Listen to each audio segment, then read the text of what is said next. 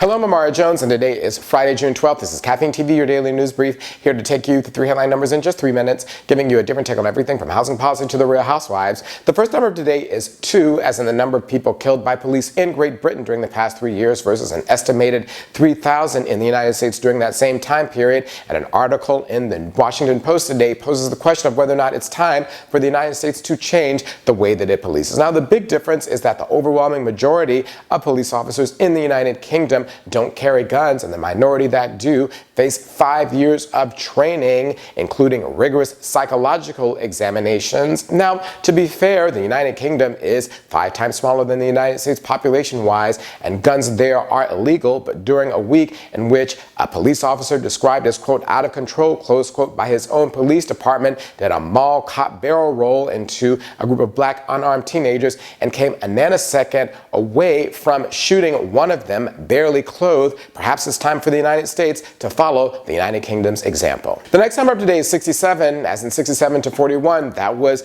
the vote to pass the latest marriage religious freedom law, this time yesterday in North Carolina. Now, you remember the fact that last month we spoke about the national furor created when Indiana passed its own religious freedom bill, but rather than learn from Indiana's example, North Carolina has decided to charge ahead. Now, what this law will do is that it will allow for judges and clerks who actually issue marriage licenses to deny those marriage licenses to people on site if they have, quote, a serious religious objection, close quote, to those people getting married. I guess if you have a non-serious religious objection, well, you can't object. Now, not only does this endanger or prevent possibly gay couples from getting married, but if a person has a religious objection to 2 hipsters who believe in attachment parenting from getting married, well, those 2 people will have to just remain single. Now, in all fairness, the state's Republican governor vetoed the bill, but he was overridden by the state's Republican legislature. But remember, like 5 years ago, when everyone was talking about how North Carolina was the next it state, that